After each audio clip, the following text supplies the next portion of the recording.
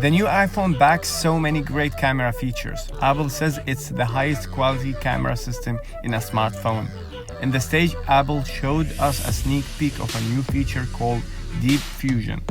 The feature allows users to snap 9 photos in a fraction of a second and then combine them while removing the noise and enhancing overall photo.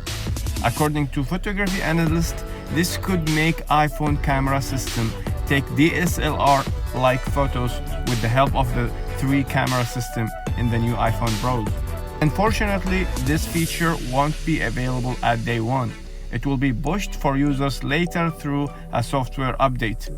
And it's most likely to be iPhone 11 Pro and iPhone 11 Pro Max exclusive.